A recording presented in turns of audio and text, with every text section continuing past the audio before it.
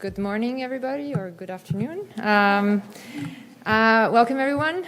My name is Matilde Bombardini, and I am Associate Professor in the Business and Public Policy group here at Haas. And together with Professor Maurice Obstfeld, I'm co-director of the Clausen Center for International Business and Policy. I should say caretaker co-director. The Clausen Center, together with the Social Science Matrix, led by Director Professor Mariano-Florentino, who is here, are happy to present our distinguished panelists. So we had John Seisman, who is the moderator. He's a professor emeritus at UC Berkeley and co-founder, co-director of the Berkeley Roundtable on the International Economy. Through his many contributions to policy and intellectual debates, John has built a record of thought leadership on the global economy going back 5 decades. Pierre-Olivier Gourinchas is the economic counselor and the director of research of the International Monetary Fund. He is on leave from UC Berkeley, where he is the S.K. Angela Chan Professor of Global Management in the Department of Economics and at Haas, and director of Clausen Center for International Business and Policy. James Fearon is the Theodore and Francis Gebel Professor in the Stanford School of Humanities and Sciences and a professor of political science, a senior fellow in the Freeman Spogli Institute for International Studies. He's a member of the National Academy of Sciences and a fellow of the American Academy of Arts and Sciences. Mariano-Florentino Tino Cuéllar is the 10th president of the Carnegie Endowment for International Peace. A former justice of the Supreme Court of California, Justice Cuéllar is served for 2 U.S. presidents at the White House and in federal agencies, and was a faculty member at Stanford University for 2 decades. Before serving on California's highest court, Justice Cuéllar was the Stanley Morrison Professor of Law, professor by courtesy of political science, and director of the Freeman Spogli Institute for International Studies at Stanford University. Laura Tyson is class of 1939 professor of economics and business administration and distinguished professor emerita of economics at UC Berkeley.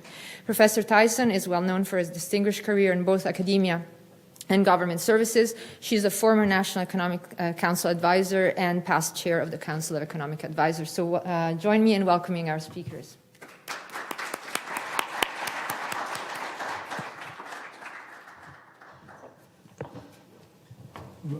Before turning this over to Pierre for the first round of this, I'm going to do a brief overview of what we're going to be talking about. The title of the session, in fact, suggests quite clearly the themes. These are volatile and uncertain times, and our effort is to try and get to come to grips with them in one way or another. Each panelist will take 7 or 8 minutes, maybe give or take a little more, you never know, and lay out their basic views on this. Then we'll do a second round in which they can have interchange with themselves or add to questions, or I may provoke some of them to some extent. And then we'll open it to questions and answers to the group as a whole. Pierre will, in fact, be addressing, as he begins, the extent of geoeconomic fragmentation in the scenarios that may emerge.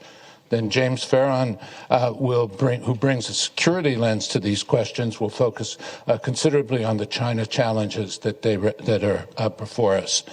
Tino Cuéllar will, I'm hoping, be able to show us how we can reconcile these differing imperatives of security and economy, particularly in the context of climate. He's saying he can't, but we know that he can. But we'll benefit from his insights.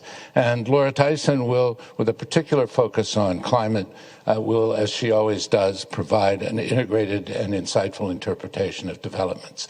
With that, I'm going to turn to Pierre and say, from your work at the IMF, I'm hoping you'll give us a sense of the extent of trade and financial fragmentation and the scenarios, as I say, that might emerge.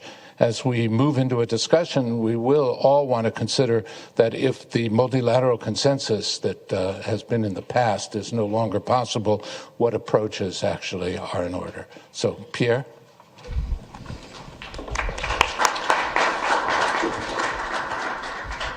Thank you. Thank you, Chris.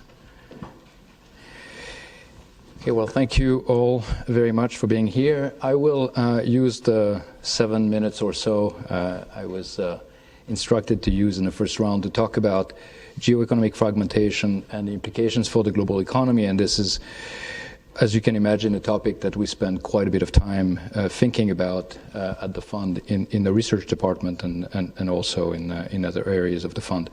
So I will start by offering some comments on the extent of geoeconomic fragmentation that we can see already in the global economy. And then I will discuss some more speculative assessment of some scenarios that we have been working with to try to assess what might be happening if things really start unraveling. So first, I will start by showing you some signs of geoeconomic fragmentation, what we are seeing already. And here, when I talk about geoeconomic fragmentation, I want to focus on a fragmentation that is policy-driven. And might be policy-driven because of national security considerations. It might be having to do with sovereignty or autonomy. But I don't want to have in mind something that would be due to some change in the environment or some global precautionary measures that countries would be taking. For instance, you might imagine that, or we've seen in the aftermath of the global financial crisis, that there were some measures, some macro financial measures, prudential measures that were put in place that reduced some of the cross-country exposure, but they were designed to sort of make the system more resilient, and I wouldn't want to consider that as part of what we're discussing today. So I'm showing you here on this figure two different indicators that we are starting to look at, we're following. So first, on the left, you can see mentions of national security in our annual IMF annual report on exchange arrangements and exchange restrictions. And you can see that after 2015, this starts picking up. This is sort of very low and not very relevant. It starts picking up in these reports in terms of some of the motivations for some of the exchange rate arrangements that countries are taking, and even net of Ukraine, this is still going up. So it's one first indicator here. Another indicator is the one on the right, which is coming from data from earnings calls, and you can see there a rapid increase that starts actually before 2022, but a rapid increase in the mentions of themes like reshoring, onshoring, friendshoring, nearshoring in these earning calls. And of course, some of it starts during the COVID crisis, because at that time there's already a concern about the vulnerabilities in the global supply chains, but this is exacerbated by the Russian invasion of Ukraine in 2022. Now, when we're thinking about global geoeconomic fragmentation, of course, we can think about a number of channels through which this might affect the global economy. So you might think that this will reduce trade, and to the extent that trade has been one of the vectors through which countries have been able to grow faster, and there's a lot of evidence of that, or people have been able to be pulled out of poverty, or levels of food insecurity have been decreasing over time, then something that would basically revert the extent of globalization we've seen and reduce trade might actually have adverse effects on the economy. You might also think about technology diffusion as being affected by geoeconomic fragmentation. I'll have something to say about that in a minute. I mean, ultimately, technology and productivity growth is a key driver of improvements in standards of living. And so if we have geoeconomic fragmentation, we could also have a growing gap in terms of levels of technological development between different parts of the world, and that means that the parts of the world with the lower levels of technology would be suffering in terms of their improvements in standards of living. That would also affect competition, that would affect the rate of innovation, so it could affect both the gap between countries, but also the level at which innovation grows overall. But there are other channels that we can think about that might be relevant when we're thinking about geoeconomic fragmentation. So you might think about increased barriers to migration. That would reduce efficiency, that would hinder also innovation and technological diffusion, that would worsen adverse demographic trends that we're seeing in different parts of the world, and that could also raise international tensions. We could have fragmentation in capital flows that would also have an impact, by, for instance, limiting the amount of remittances streams that is very relevant for some low-income countries, or limiting financing choices. You could think that it could also increase uncertainty. A world in which you have these policy decisions is a world in which policy uncertainty is increasing, and there's a lot of evidence indicating that policy uncertainty is actually hurting investment, It's leading to suboptimal decisions. It's leading to delays. It's increasing precautionary savings, for instance, and all of that could weigh down on economic activity. Not to mention the fact that, in a volatile and uncertain environment, you have more room for policy mistakes. And finally, you could imagine that geoeconomic fragmentation would be something that makes it harder to coordinate on global public goods. Make it harder for countries to agree on some of the key aspects that they need to work together on, whether it's climate and the ability to implement measures that would allow us to stay below 1.5 Celsius in terms of temperature increases, or future work on health preparedness, pandemic mitigation, or the ability to deal with a large number of countries facing debt problems, for instance. So what I'm going to show you is I'm going to show you some estimates where we try to sort of work out what these scenarios would imply for the global economy and for different regions. So here, what I'm showing you on this figure here is based on some analysis we've done in-house at the fund. Where we're looking at a situation where we're splitting, and of course we have to make some assumptions, and so we're splitting the world into two blocks, and we're using the March 2nd, 2022 United Nations General Assembly motion to condemn Russia's invasion of Ukraine to sort of sort the countries into different groups, the countries that voted to condemn and the countries that didn't vote to condemn. And then we imagine that as a result of this fragmentation, you would have, in green, what I'm showing you is what happens if you have sanctions or if you stop trade on energy and high-tech, so what we call energy and high-tech decoupling. And then in red, we add to that non-trade barriers that would basically go back to a level of trade between the different blocks that would be similar to what we had in the Cold War between the West and between the Soviet Union. And the costs are significant for the world. They're about 1.5%. A lot of it is actually coming from the trade, the energy and high-tech decoupling. There can be much higher for some regions in the world. So the Asian countries, not surprisingly, are very vulnerable to a decoupling of the global economy, a fragmentation of the global economy. And you can see that for them, the estimated cost would be on the order of 3%, so about twice as large. And when you plot not surprisingly again, but when you plot the costs or the welfare losses or GDP losses against the degree of openness, you find a very strong relationship here. Small and open economies are much more vulnerable. And that's something that characterizes a lot of emerging market and developing economies.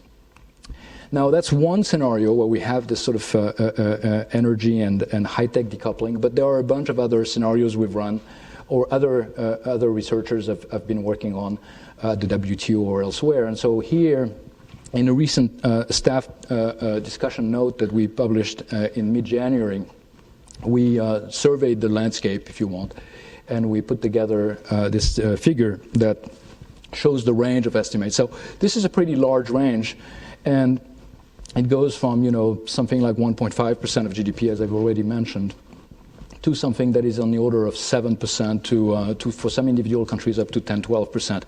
And it really depends on how deep the fragmentation scenario is, if you assume that there is really no trade at all between the different regions here. Whether you have a technological decoupling or not, that matters a lot for the long-term losses.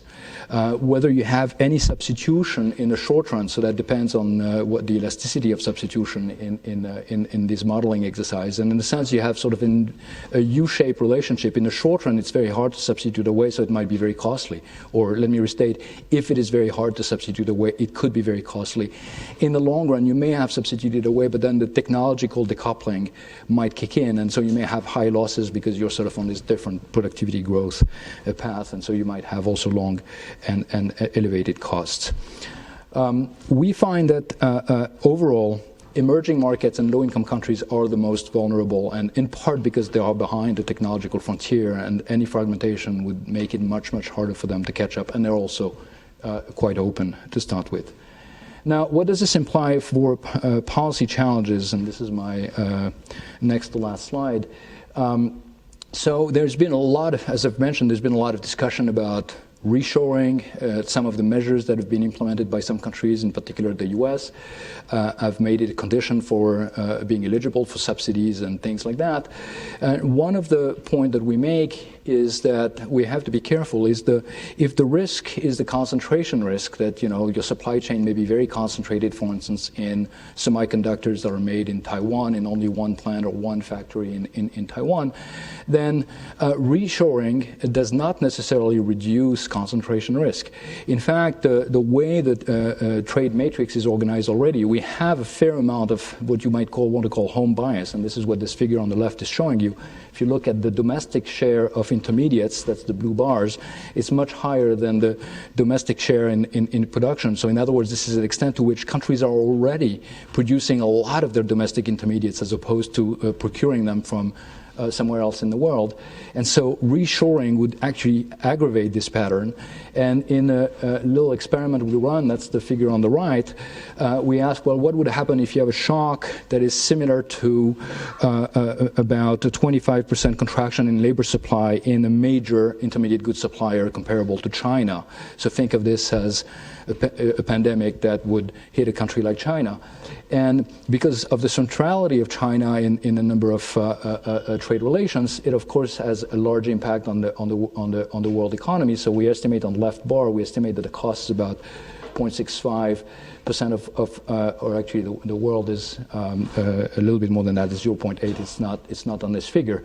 But then if you diversify your supply chains, not concentrate them, but diversify them, then you get the black squares there, so you can reduce the impact and the dependency on any one single large supplier by a lot.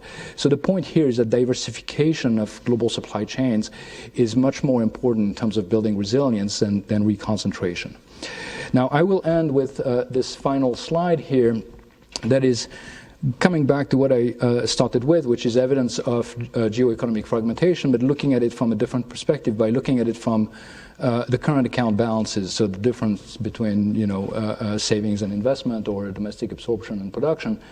And here, what you have on the left is what we call a global imbalances graph. So you have the different countries or regions of the world above zero or surplus countries or regions, below zero or deficit countries or regions, starting in 1990 to 2022. And something interesting is happening when you're looking at these imbalances. First, you see that they are sort of growing again of late, and that meaning that the dispersion, the surpluses and the deficits are increasing again. And this is in large part reflecting the energy shock that the global economy suffered last year. And so what that tells you also is that a lot of these surpluses are located in countries that are actually on the other side of the countries running the deficits. You have an increase in the deficits of the US, for instance, and you have an increase in the surplus of countries like China, Russia, Saudi Arabia, which are not necessarily countries that you would associate with countries being in the same geopolitical camp. So for all the evidence of geoeconomic fragmentation and the trade fragmentation, etc., the financial flows are telling you there is still a lot going on. There is a lot of interdependence there, and it's a point that you want to keep in mind. But what has changed perhaps already, and we're seeing that on the right, is the composition of these flows. So what this here I'm showing you on the right is the outflows and inflows for three countries together, China, Russia, and Saudi Arabia. And notice that in the past, the black component was quite relevant, and that's the FX reserves. And so there was quite a bit of reserve accumulation when these countries were running surpluses.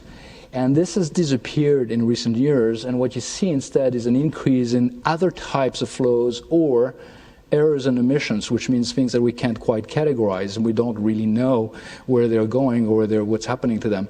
So what this is suggesting is that there is an increased opacity in financial flows in recent years.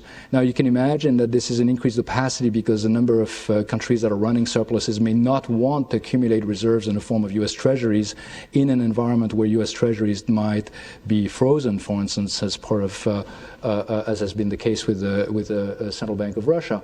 So here we have a displacement in terms of the composition of these flows, not necessarily a change in terms of the magnitudes of the overall balances, but certainly a lot less transparency and a lot more opacity going forward. And I will end with this final point, which is that in the world we're in, we used to think about the need for countries to maybe run current account surpluses, maybe for mercantilist reasons, that's an argument that's sometimes advanced, or maybe for precautionary reasons, precisely to build these reserves that they can then use to buffer against shocks. And in a sense, this second motive may be strengthened by the environment in which we live. The experience of what happened to Russia in 2022 illustrates how it's difficult for sanctions to bring surplus countries to a standstill. And so that might actually give an additional impetus to countries trying to be in a current account surplus position. I will stop here. James, while they're moving the chairs around, we can get organized. James spent a year at the Department of Defense where he contributed to the National Defense Strategy document that came out in October. So part of the question that he's going to address is how have the priorities, the defense priorities, actually changed in recent years?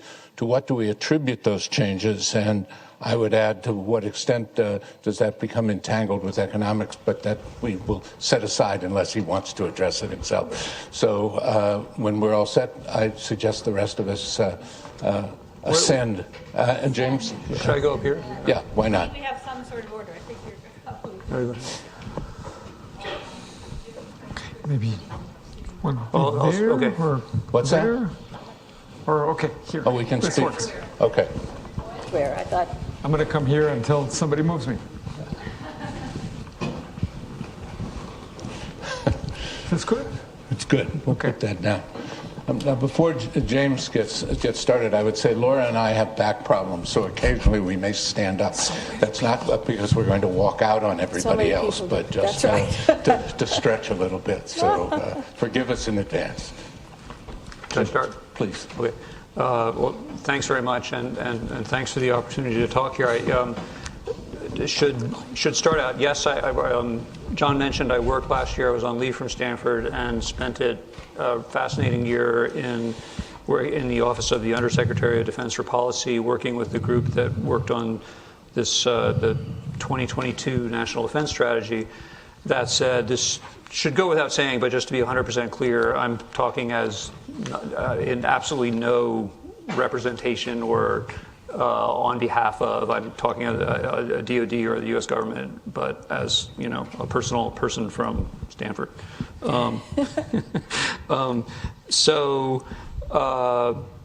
Also, should say, I'm not an economist, and I can really, I'm better positioned to address defense and security challenges. I look forward to kind of trying to do some integration in the conversation we have and in answering questions. So, in terms of the broad questions John raised, what's I think really striking is that the U.S. national security community, the defense policy world, has been for a couple of years now, and very much in the last year or two, preoccupied with the possibility that the PRC will at some point in some unclear timeline, could be next few years, next decade, could be longer than that, use force to try to change the status quo on Taiwan. You may or may not have tracked that there's just every couple of weeks there's some new set of speculation and argument. Someone says something about when they think this might happen. There's a lot of focus on timelines. And I'd be happy to address that more specifically, but I mean, no one really knows, of course, as U.S. Senior leaders generally say, or pretty much always say.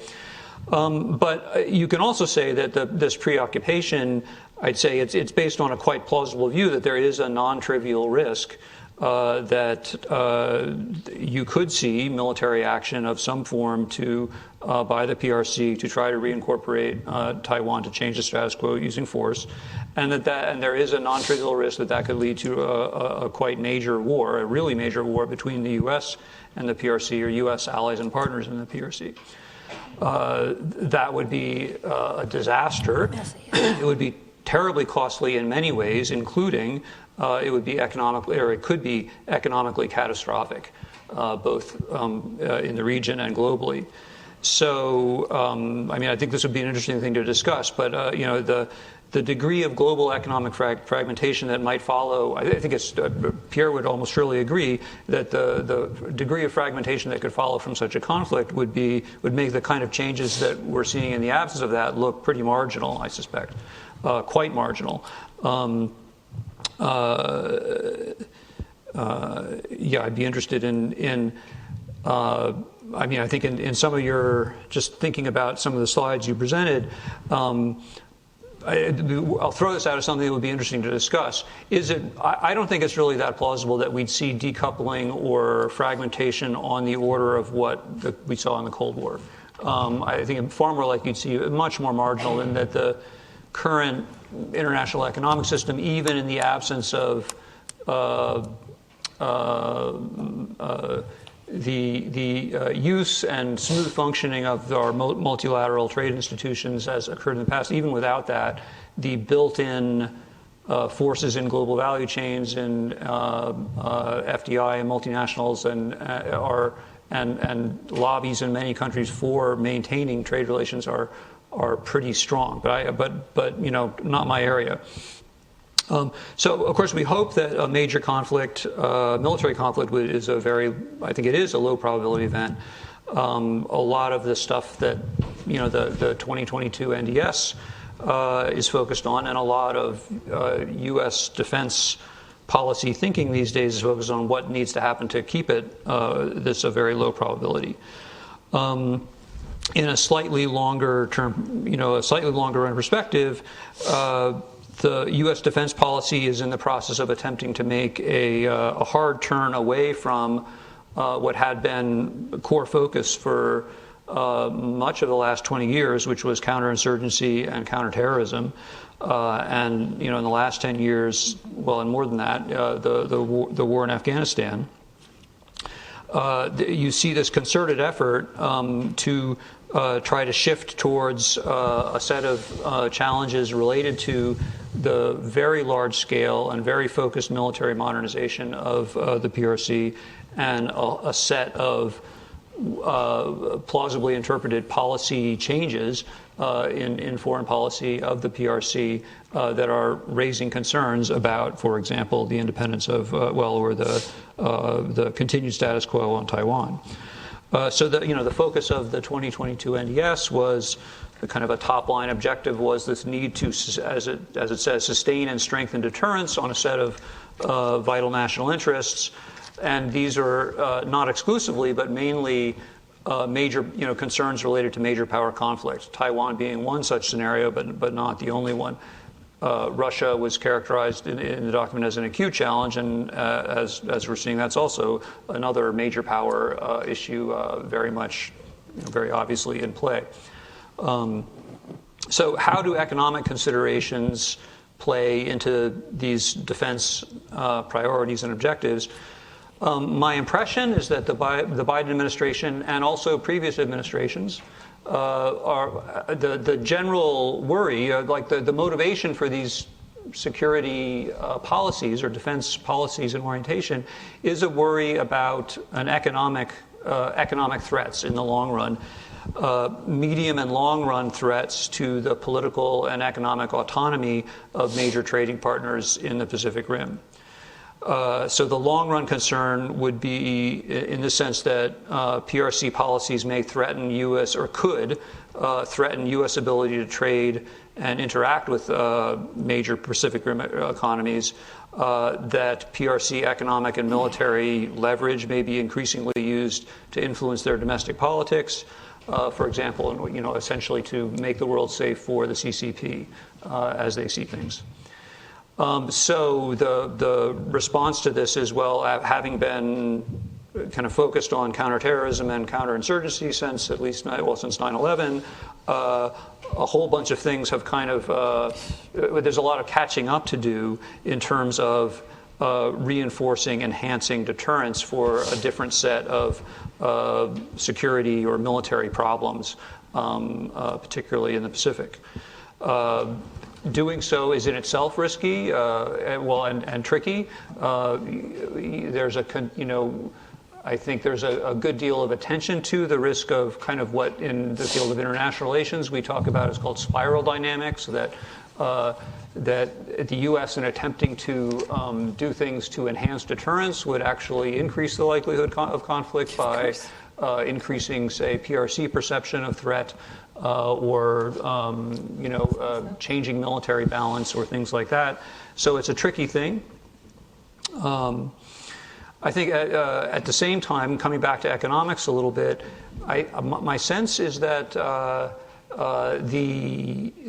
least the Biden administration leadership understands that the situation is very, very different from the Cold War conflict with the USSR. And it's different in many ways, but it's particularly different in terms of the economic situation or the economic relationships. I think that I guess I get the impression reading the news and public discussions that a number of the administration's actions are sometimes interpreted as this is a kind of Cold War kind of response, and we're talking about decoupling and fragmentation. And I can understand why those, why one might think that. But I think if you look closely at Biden administration foreign economic policy documents and leadership statements, or, for example, the national security strategy, the overarching security document that comes out of the National Security Council is not specifically or exclusively defense-related. You see, I think, a quite clear understanding that countries in the region do not want to be made to choose between the U.S. and the PRC, and that at the same time it's also inevitable and not even necessarily a bad thing that countries in the region and the U.S. will be trading a great deal with China. Just 2 days ago, I listened to a Deputy Secretary, Wendy Sherman, gave a talk at Brookings, where she made asked these kind of questions, made these kind of points, and noting in addition that it's not just countries in the region, but there's a huge amount of Chinese investment in the U.S. economy. She flagged that a prosperous Chinese middle class is in fact a good thing for U.S. workers and for the U.S. economy overall. So I don't get the sense that there's any concerted policy of economic decoupling, or a notion of like it would be a good thing to try to create economic blocks along the lines of the Cold War. Some of the actions I think really should be, like say with chips and so on, should be really interpreted as related to the defense policy challenges and the concern about Chinese military modernization and how that plays into the deterrence challenges in the Western Pacific.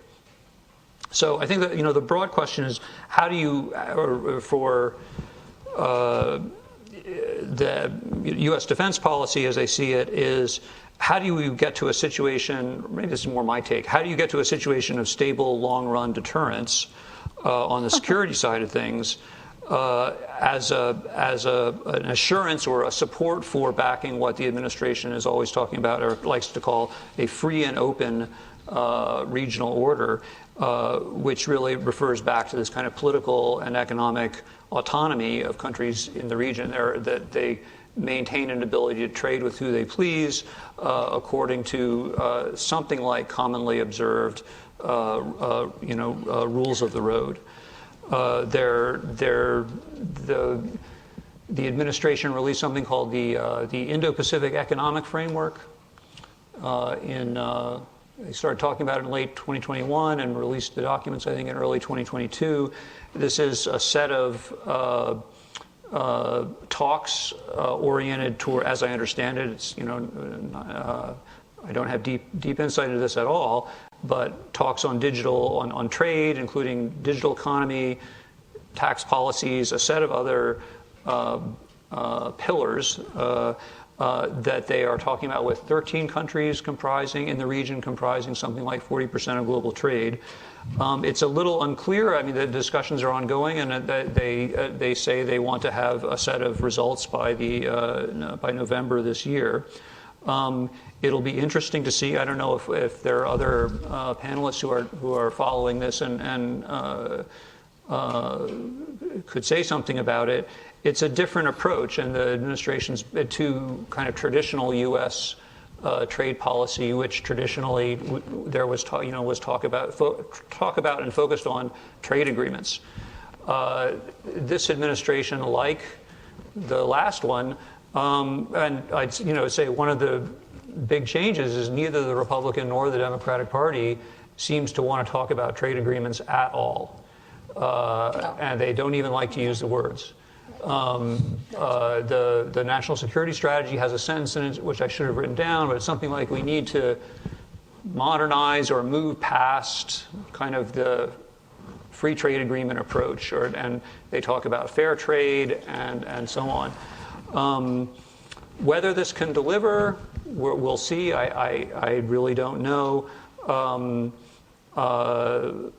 But it could be kind of, well, it probably is to some degree just an acknowledgement of changes that make the institutional the inherited multilateral institutional trade setup, which was already pretty sclerotic, arguably not that functional. But I'd be very interested to hear what other people on the panel have to say. I'll stop there.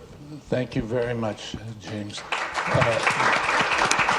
Now I turn to Tino, and I say, as president of the Carnegie Endowment on International Peace, are you going to save us? No. And in fact, if these multilateral arrangements and agreements are sort of not so possible anymore, how do we go about moving forward? Or any other foci you choose. Thank you, John, and thank you, everybody, for being here. It's just a treat after so much pandemic isolation to be in any event where I see real people. I should tell you one challenging thing about being on this stage right now is the view is distractingly beautiful. The view is very nice. With one exception, and that's that art and architecture building over there, our environmental building. You have to get rid of that. But aside from that, I'm very happy to be here. It was an award-winning building, which says what architects really It's reward. insane. That's the one thing more insane than the state of the world we're talking about. How many of you are students? Okay. Well, let me begin with an apology, because in some sense, our generation is in the process of getting ready to give you the keys to the world, and we're not giving you a vehicle that is in great shape. But really what I want to do, in part to eventually get to John's request, and I don't have a formula to solve things, but to just put things in context a little and get the conversation moving towards like what will help us get through this tumultuous era of economic fragmentation and tensions between the U.S. and China, is to zoom out and look at the very big picture. So let me start by acknowledging some things that I take as a fact. It is a fact that the U.S. and China are in the process of a massive fragmentation. Now, there's some subtlety and nuance here that's important. So trade between the U.S. and China, bilateral trade, has never been higher at this very moment, right? So it's not a complete break. But the technological side is an indicator, to my mind, of where things are going. And I have, if you had asked me 5 years ago whether I thought it was possible that the leadership of the U.S. government would say on the record, not privately, not in a little dinner, with Chatham House rules, but on the record, that their goal was to limit China's economic rise 5 years, 6 years ago, I would have said, yep. I doubt that level of candor or directness. And that is what's being attempted now. Now, that's not lost on China. And one of the interesting intellectual and policy questions that your generation will have to deal with for the students is what the elasticity is of technological innovation to policy change that comes from knowing that a major geopolitical power is trying to stop you from developing technology. Like, how quickly do you develop your own TSMC, your own lithograph machines, your own AI algorithms that leapfrog all of that?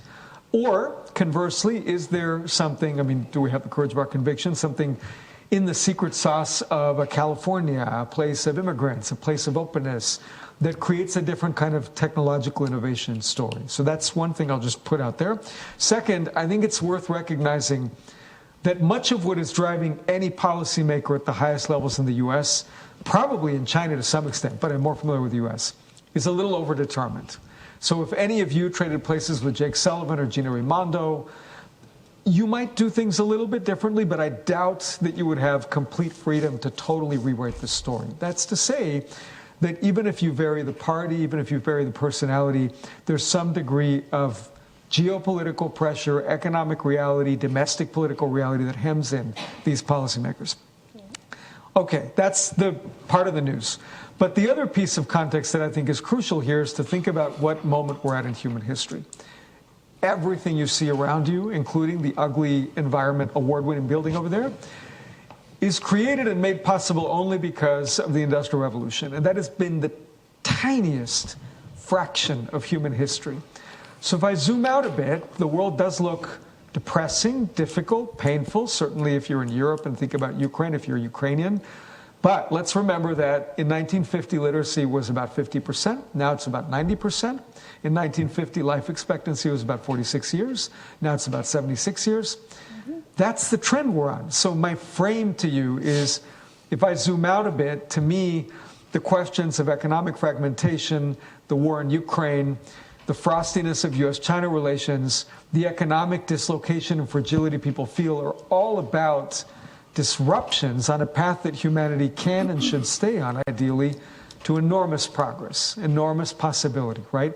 The fragility of the planet, climate change, it's all the question of, like, how do we back ourselves into this corner? How do we get back on this path of innovation, prosperity that we can share with the world? Now, to be clear, there are some real impediments. Let me just go into that for 2 minutes, and then I'll tell you what I think might be helpful going forward. The brutal realities of the war in Ukraine are not just about the Ukrainian people, obviously, not even just about Europe.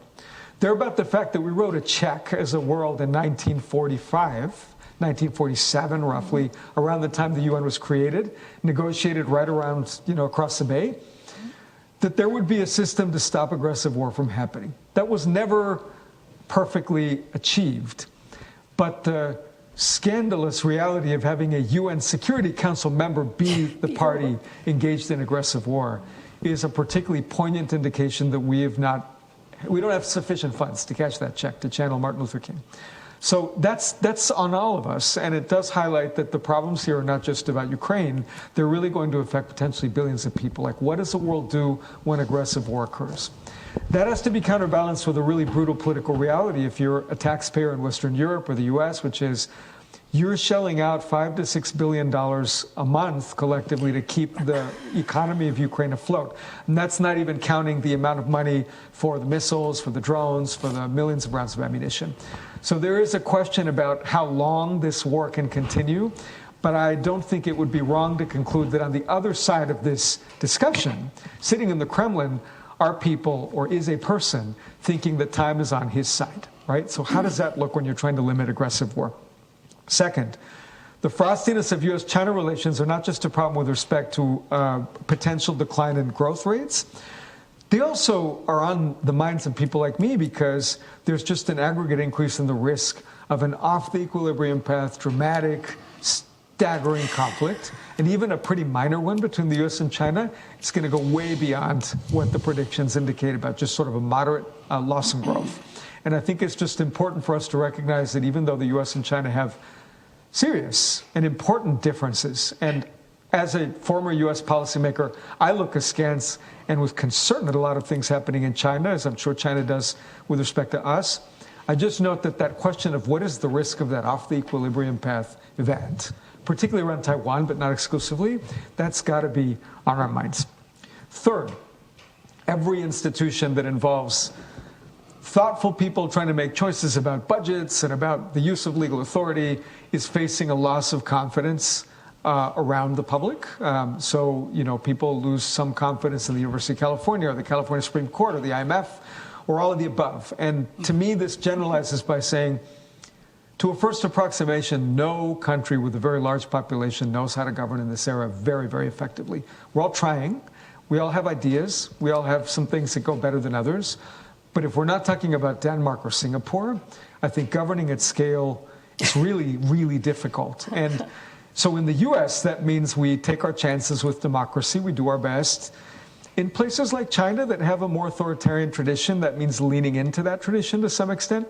But I think on both sides, what you see is a real question about how with this level of technological change and social media and just disruption and loss of trust, you govern. So where do we go from here? I would say 5 things I'd put on the table for discussion, all of them worth plenty of back and forth. The first is, I would say, the war in Ukraine, the frostiness of U.S.-China relations, and the underlying causes behind them are important. But I would not want the world to stop thinking about the big picture questions involving how to keep technological innovation going, how to keep the global south and the people who are poorer and more economically insecure in the developed world from feeling like they just have no stake in the system, how to deal with climate, biodiversity, water, et cetera. That deserves a ton of attention on the agenda despite all the other things happening. Second, I would advocate for somewhat greater experimentation in domestic economic policies in different countries. So this is my pitch for saying that you can be a little bit more flexible with the rules of trade and not necessarily get just autarky everywhere. I'm not in favor of big tariffs, to be clear. I think that global trade has been a big boon for human progress. But we are a lot in each other's businesses now, and I felt that a lot as a domestic policy White House official. Back in the day when working on public health, transnational crime, tobacco policy, food safety, civil and criminal justice, almost nothing that I did that didn't have a meeting with USTR attached to it. And I thought that was really telling and interesting, and I just wonder if the system might be sort of made more viable if we ask a little bit less of it to some degree. And I can say more about what that means. 3, I think the multilateral development banks should have about twice as much capital to spend on infrastructure change in the developing world for climate and energy reasons.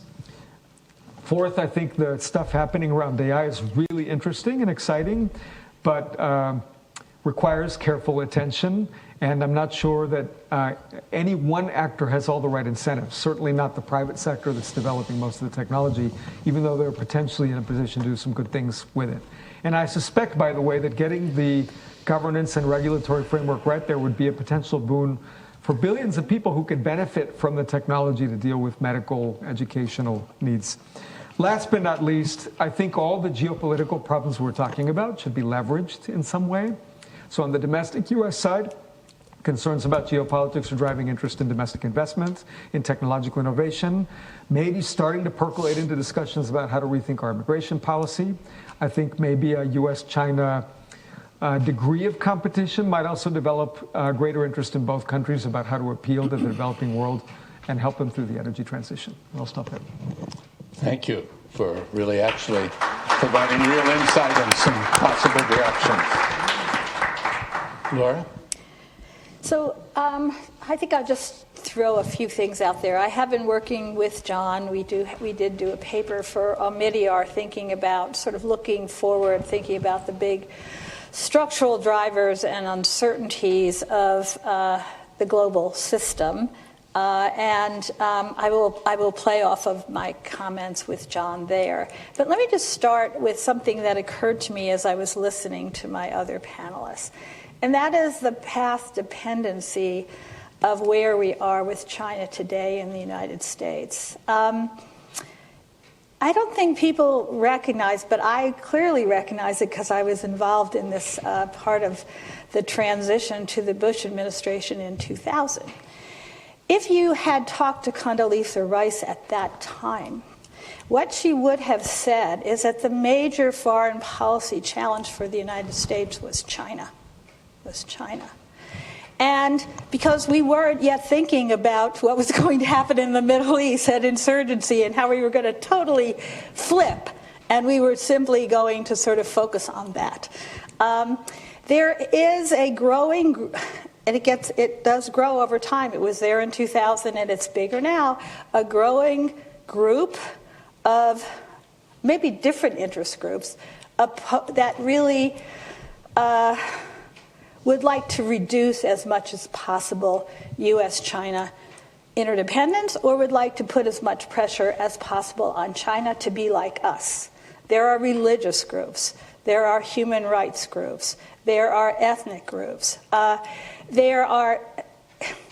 a long time, the business community was, in the United States, the major, I would say, voice for the importance of growing economic interdependence with China. Okay? But think about that. The corporations of the United States, which made billions of dollars by labor arbitrage in China, by essentially producing their products at very low cost in China, using low-cost labor, selling it around the world, collecting the surplus, and giving it to their shareholders, giving it to their owners, not giving it too much to their workers. So over the course of the, say, 2000 to today, much of middle America, and certainly the middle American workforce, have sort of seen the growing interconnectedness with China as a negative. It has hurt their wages, it has hurt their jobs, it has hurt their communities, it has taken products that could have been produced in the United States and moved them abroad. Those were moved, by the way, by the companies, not by nation states. The U.S. didn't move this stuff. China made it an attractive place to do things, and U.S. companies went there. Okay, U.S. companies started to get less supportive of the regime with China somewhere around the mid-2000s. Really, I would say no, more like around 2015, 2016.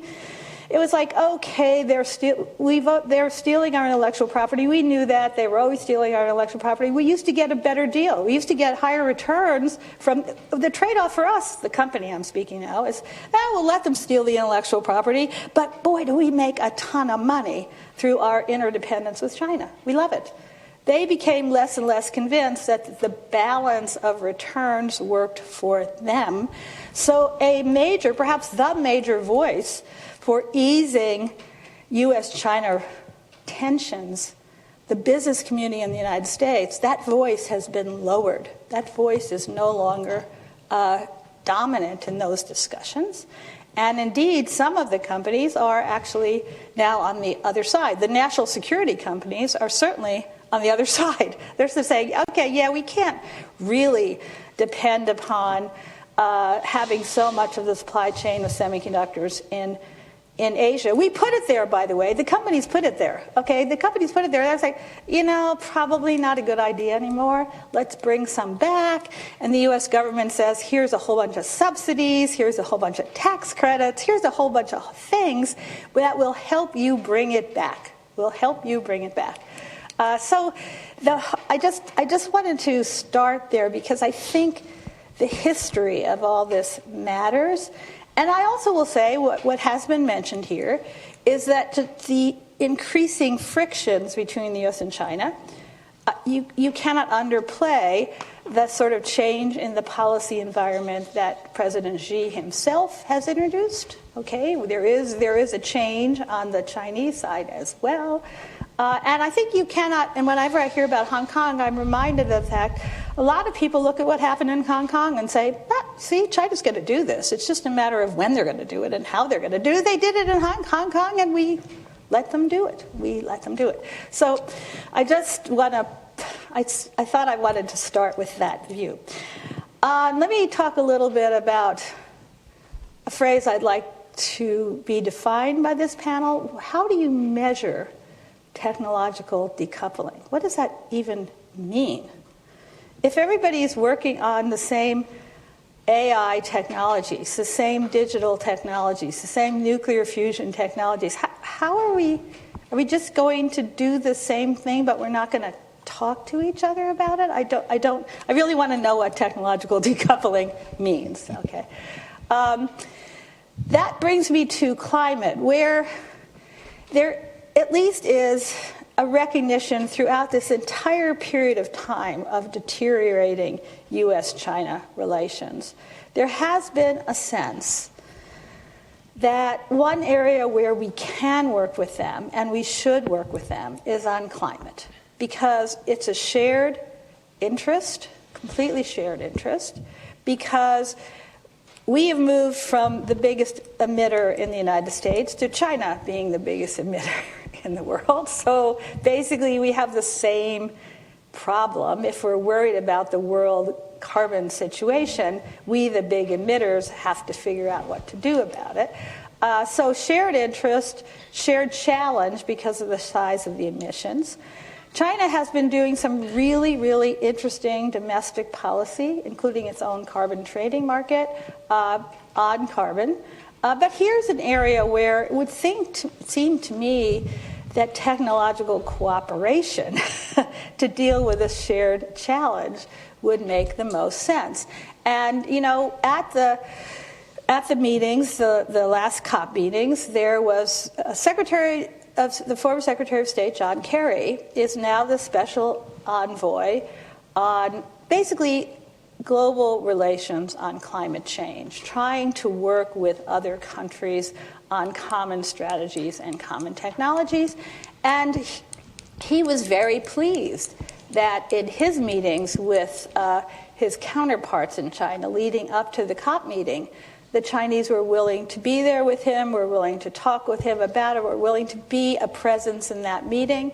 So I think that we might look to the possibility of climate collaboration. The National Security Council document mentioned at the beginning, climate change is recognized by the NSA as one of the major national security risks in the United States. So it's not as if this is separate from national security considerations. This is a national security consideration.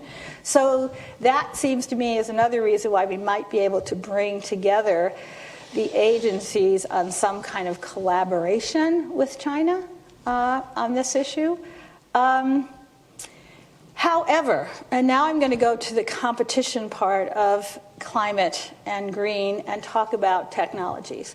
So part of the U.S. switch in policy to attract production back to the United States and employment back to the United States and investment back to the United States through subsidies and tax credits, a motivation for that is basically job creation in the United States. It's production in the United States. It's investment in the United States. It's not climate change per se. It's not relations with China and, you know, national security risks of trading with China. No, it's we want to have more good jobs here. And you hear President Biden saying that all the time. That is the way he couches a lot of these policies. Well, if you do that, you set off some kind of, I would say, tit-for-tat. Let's say the positive side would be a tit-for-tat subsidy race. We throw in a bunch of subsidies, and we are, if you look at the IRA. The Europeans who are talking about this throughout the Davos meetings go look at the size and go, oh my God, we've got to do that too. We've got to throw a whole bunch of subsidies because we need the green technology produced here. We need the technological breakthroughs in green produced here. We need the production of the green technologies produced here. We need the employment of deploying the green technologies produced here. Okay, and so the countries, I think, the perspectives of the U.S., of China, certainly, of Europe, in the area of cooperation on a shared challenge of climate change, that cooperation is going to be hinged by, or not hinged by, but interface with competitive concerns.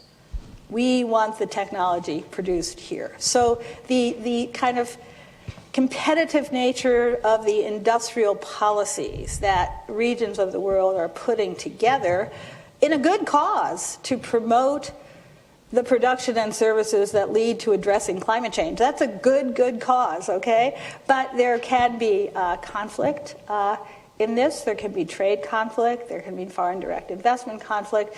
The IRA, that piece of legislation that we are so proud of here, is discriminatory. It is absolutely discriminatory. It says, if you produce it here, come on, welcome. Okay, we won't discriminate in terms of ownership of production. If you're a German firm who wants to do it, or a Taiwanese firm who wants to do it, Korean firm, anybody, except Chinese. We do say except Chinese right now because of the national security risk. But it is discriminatory in the sense of location. And some of the IRA is actually in violation of the current WTO rules. So the question then becomes, do we need a new set of international rules on trade and on investment?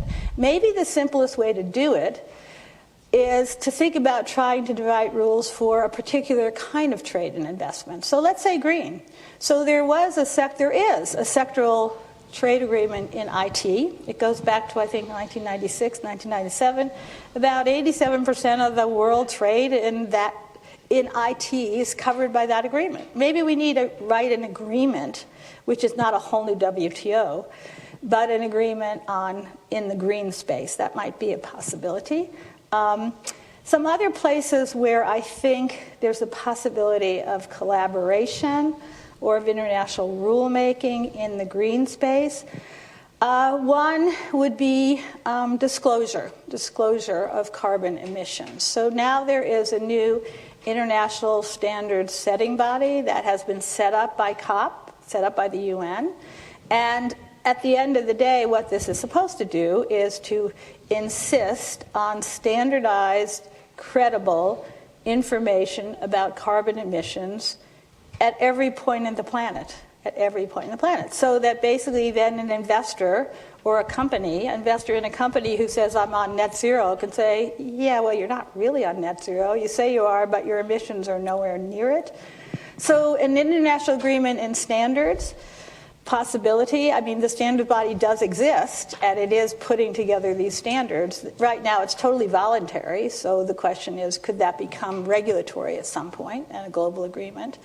Another area where one might have at least a global agreement possibility, or at least among some countries, would be on a carbon tariff, a carbon import price protection. That is a possibility. So I will stop there. You don't have to stop abruptly, but... No, but that's good. I think that's pretty much where I was going to stop anyway. Wonderful.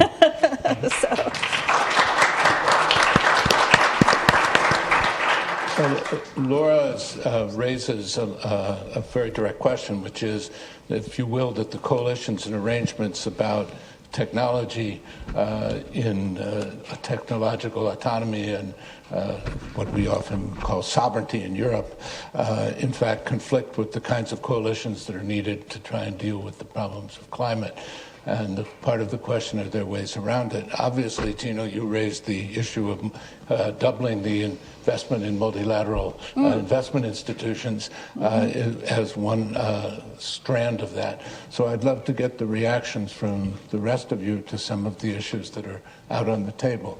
Maybe we do a very quick go around. Pierre, James, Tino, and then try and open this up to conversation.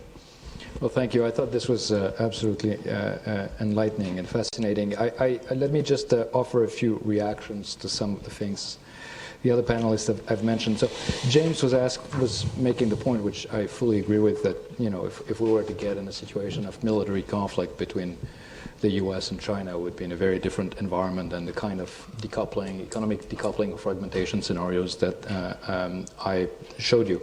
And of course, this is absolutely true. And while there might not be a concerted effort at economic decoupling, I think a number of the panelists have pointed out, Tino talks about off equilibrium and Laura talks about path dependency. I mean, the danger here is what we at the fund call runaway fragmentation, that you do something because you have some narrow objective in mind. Maybe it's about targeting advanced semiconductors and trying to curtail the progress that one country is doing in that direction, and this is on the grounds of national security. But the world doesn't stop there. You get it's very unlikely that other countries would just not respond at some point or another, and then you get into another round, and then shocks happen, and then things can take a turn for the worse. So I think this notion that we are in a more fragile world is important to keep in mind.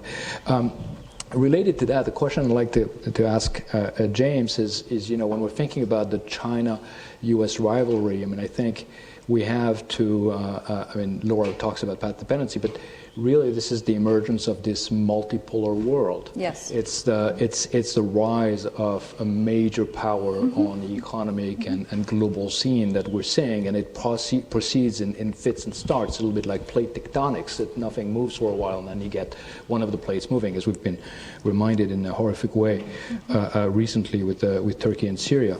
So I think this is sort of the dynamics that we're seeing here, and if we're thinking about that emergence of this multipolar world, it's a challenge. It's a challenge because, and if I channel, or if I think about my colleagues who are more international political economists than myself, does the world need a hegemon or not? That's sort of the question that is in the background. And you could make the world more stable by having blocks. You could have blocks within which there is a local hegemon, and that's a stable world in a sense, in some dimensions. Or you can try to have a more integrated world in which you don't, and that means that the rules need to be defined and sort of the engagement needs to be defined. And so that's, I guess, the question is what kind of world do we want to build? And in here at the fund, we're sort of facing this reality. We're seeing that there is this push away from multilateral rules, whether we're looking at the WTO and trade issues, or whether we're saying, the very fact that there is a major war on the European continent right now. And we have to sort of think about how do we engage, how do we try to maintain and make progress on the multilateral agenda. And our approach is to try to be very pragmatic. It's try to realize that in the current environment where the wind is, we're facing significant headwinds, we can't really push on all these things at the same time. So we have to sort of maybe be nimble and adjust. And I think that goes in the direction of what Laura was highlighting in terms of maybe sectoral agreements where you try to push on something that's about green technology, or maybe try to have multilateral agreements on common goods where everyone agrees. And you might put climate in that bucket, you might put some other things. On some other issues where some countries might agree, but not everyone, you can go the plurilateral way. You could try to have some agreement that are open and non-discriminatory, where countries can join, and you try to build a coalition that way. And then the hardest part is on situations where you're head-to-head, and countries are really on very different paths and are not willing to make progress. And here, of course, countries will motivate what they're doing by national security and sovereignty. But I think we can still have a conversation about at least doing a spillover analysis, trying to think about what decisions individually how they might impact the rest of the world. What was quite striking, I think, in the context of the IRA is the extent to which these were a number of measures that were taken, in part, as Laura described, to try to sort of satisfy some domestic objectives, but without really necessarily taking into account the way it would impact some of the U.S. allies, the European firms, etc. That came later. And so doing this kind of analysis up front, sort of being cognizant about the spillovers is something that maybe can help put some guardrails. You might think that, for instance, for things like food exports or access to medicine, if you think about a pandemic, those are things where we want to have like safety corridors, where even for national security reasons, maybe we wouldn't want to put restrictions on this. Let me stop here. And, Thank you. Before we turn to James and to Tino, I want to remark that we are holding the conversation as Americans in California. If we were holding this conversation in Berlin or in Paris or in Copenhagen or in Finland, the concern about technological risk and technological domination would only partly be about China. It would be about American big tech companies. Exactly. And part of the question would be, how do we, in fact, establish our own autonomy and sovereignty in the face of this, and how do we handle this conflict going on between the United States and China without getting squeezed in between?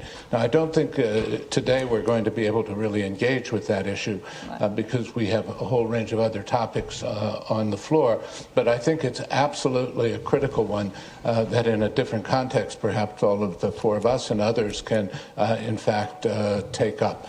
I see one of my friends from Denmark nodding away at that very, very assertively.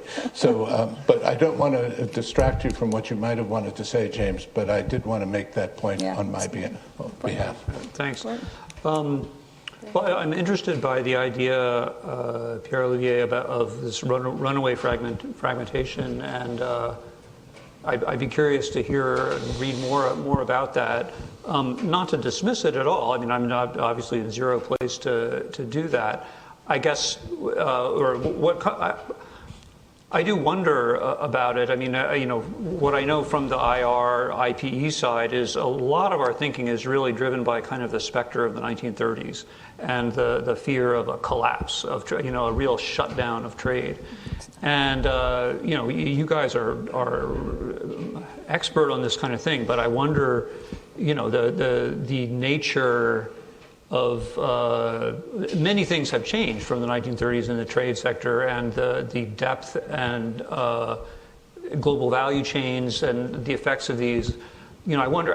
It's kind of a question. Have you thought through like how would we see runaway fragmentation in currently? Do you have evidence from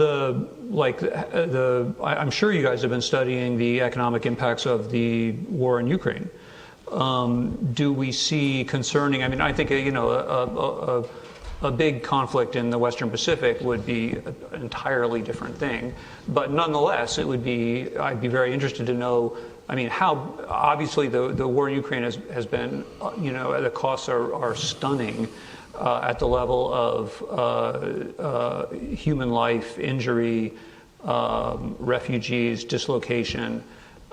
In both Russia and Ukraine, but on the economic side of things, how big are the kind of hits to GDP that we're looking at there, and how is it affecting trade patterns? In terms of some of the issues you're talking about, resilience and substitution. The other thing I'd say is, to speak to Laura's, or what Laura particularly, but others raised in terms of the climate issue. This is a real. You definitely see.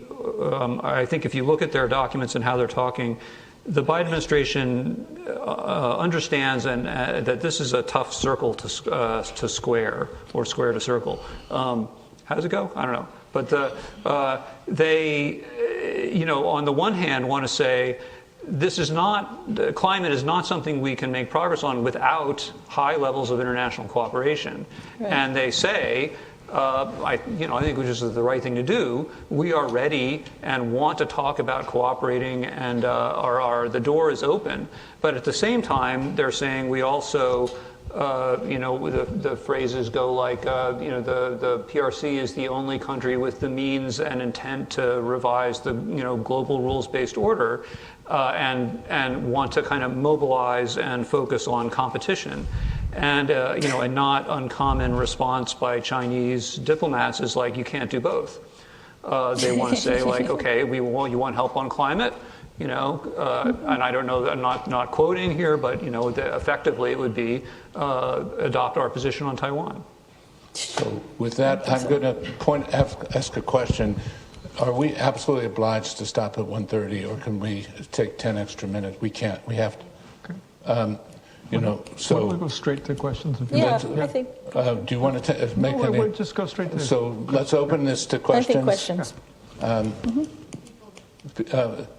You can go to the mic. There's a microphone there. on either side. Henry. It's Henry. There's a microphone on your side. Please also say who you are, where you're from, even if I already know. Yes. I'm at Johns Hopkins University. Great. I've got a question for Jim, which picks up on something that Tino said. So Tino said that it was incredible to see the United States effectively announcing that it wanted to hold China down economically. Yes. As I understood what you were saying, it seemed actually a little bit different from that.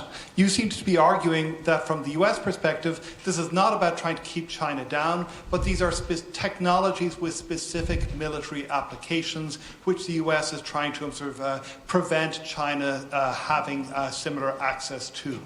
But I guess the question I have is, to what extent is Tino's comment controlling here? In other words, if you're China and you read Jake Sullivan's speech back in September, where he more or less said that the US wanted to keep China as far back on what he called foundational technologies as it could, so if China is going to read this obviously in very different ways, and are there ways in which the United States, if what you're saying is correct, can credibly communicate and can create some kind of a modus vivendi with China that China is prepared to accept? Or alternatively, do we face the kinds of dangers of spiraling that you talked about briefly in the presentation because of fears of a more general desire to just keep China from achieving what it wants and believes that it is entitled to achieve? Now, as chair, I'm going to say we did not use a timekeeper. We didn't cut people off, but I'm going to insist that we keep responses at this point short and direct so that we can get as many questions in as possible. Thanks, Henry.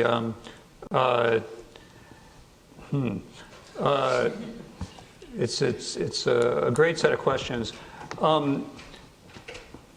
My impression, I think Laura said something which resonated in either this or related context. It's not like, I think if you could look into the views of high-level Biden administration foreign policy officials, you'd get a spectrum. And I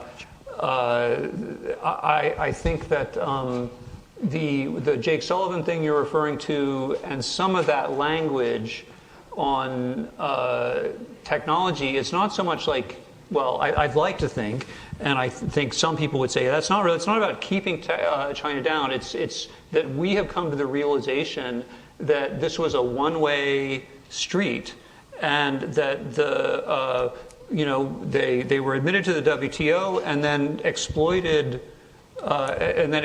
the rules of the game and haven't played by the rules, and so we're looking for reciprocity, not maintaining hegemony. Might be a take there.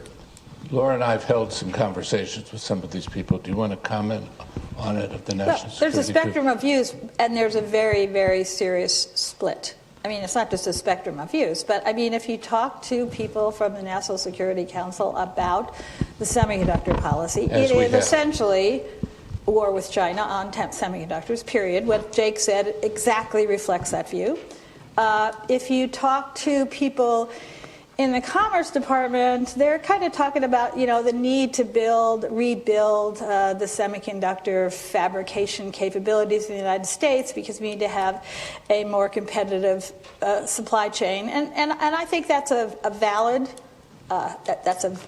goal. So I think there's just loggerheads right now in terms of the administration's views on this, and I don't think the National Security Council is weighing the economic consequences. That's not their thing. Okay, national security is their thing. We're not worried about the economic consequences. Tino, you have one. Super briefly, I cut my teeth as an assistant professor, working quite a bit on how the legal system struggled and generally did not do a really good job of ring fencing the concept of national security. And if that's true in the legal system, it's way true in technology. I think we're in a world where, with advanced semiconductors and AI at least, maybe even on the bio side, I think everything pretty much is dual use, and I think it's the core of the problem you're raising. Yeah, great.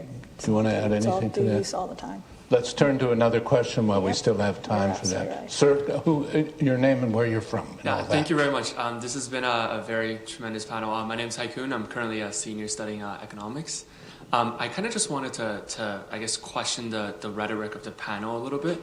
I'm kind of wondering, why is there almost a sense of like inherent antagonistic perspective when it comes to talking about the role of China? Like, why is it a perspective of competition rather than collaboration? And then also the same sense of like antagonism when it comes to the private sector, because isn't the goal about global integration, like your talk yesterday?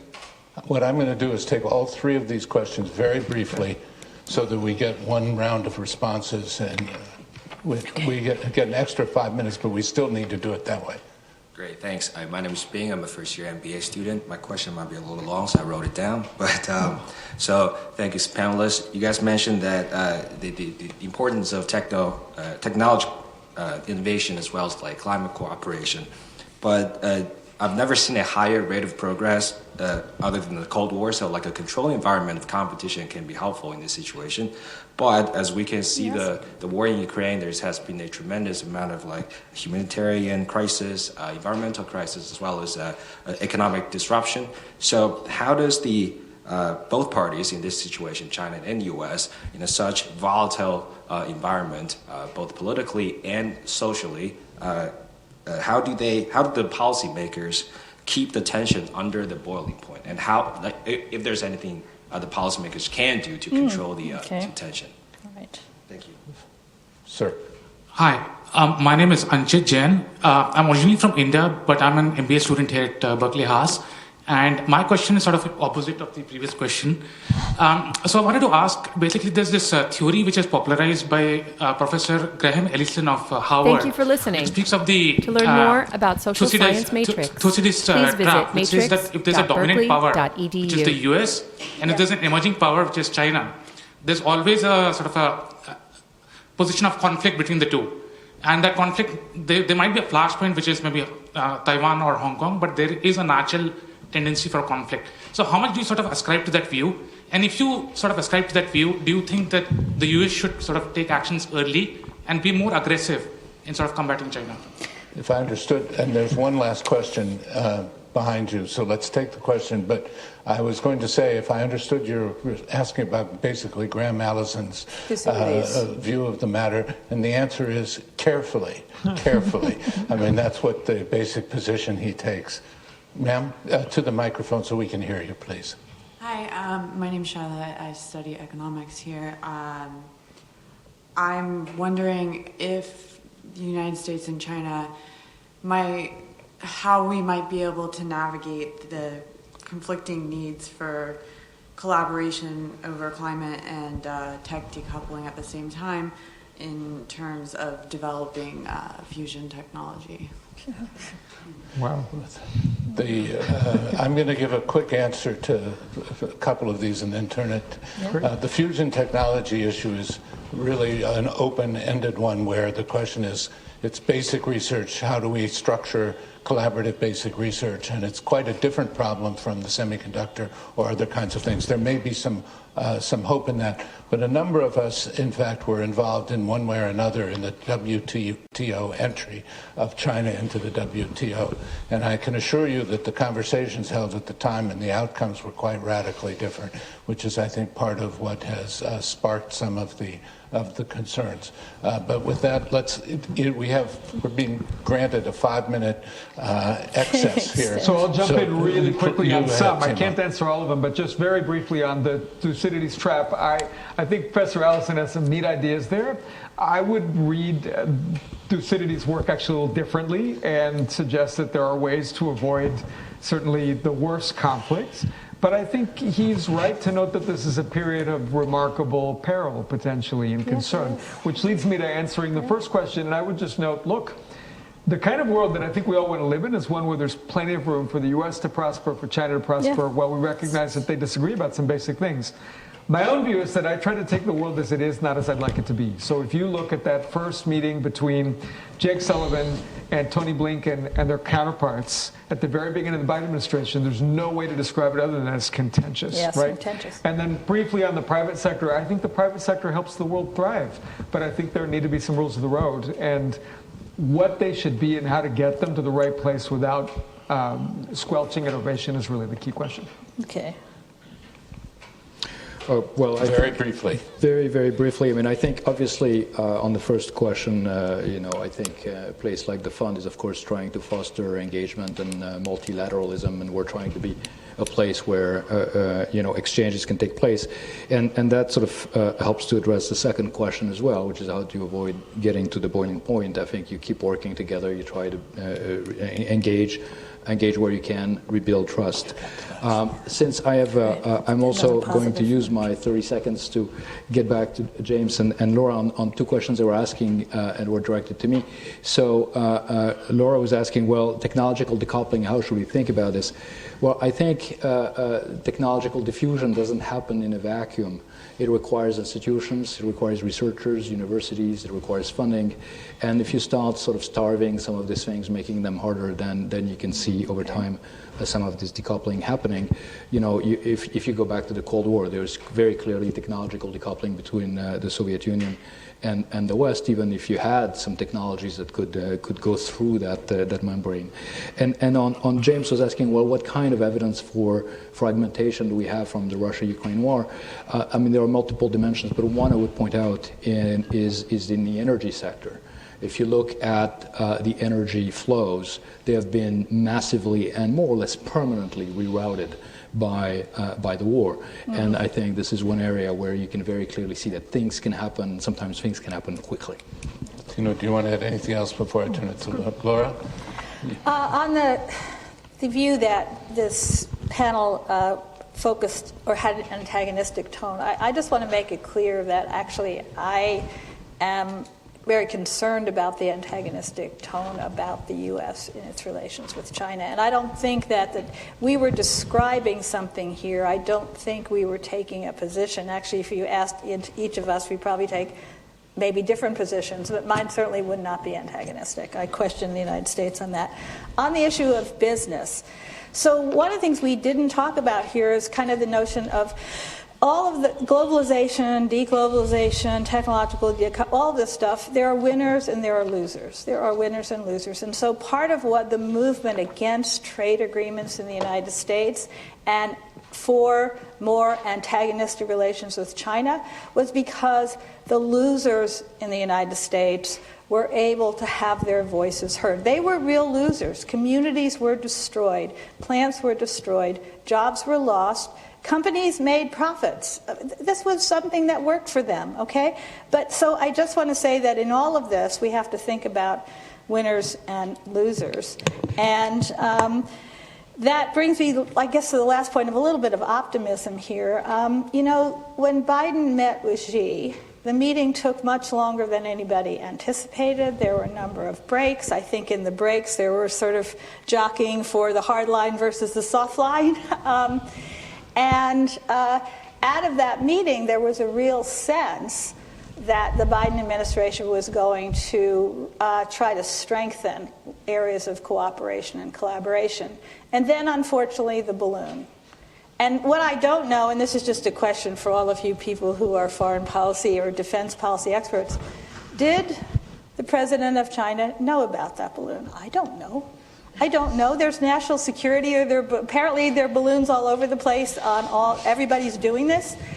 The only point I want to raise there is there was a moment, and I think it will not go away. I think that we will see a Blinken visit to China. And I think that meeting between Xi and Biden was very important because Biden has worked with Xi for many years, and he knows him personally. So that's a point of optimism on U.S.-China relations going forward. And I would simply conclude as one more remark on the fusion question. We've established now that fusion is logically possible as a source of energy. We are, God knows how far away from even being able to identify the pathway that would lead to a practical implementation, let alone a commercializable version of it. So at this point, collaboration may be possible. Whether that will then quickly break down once the possibility becomes, if it does become real, is another question. But I want to thank all of you. It's been great. And thank you for very moderating. Thank you. Great Thank you for moderating. Thank Yes, you. thank you for moderating.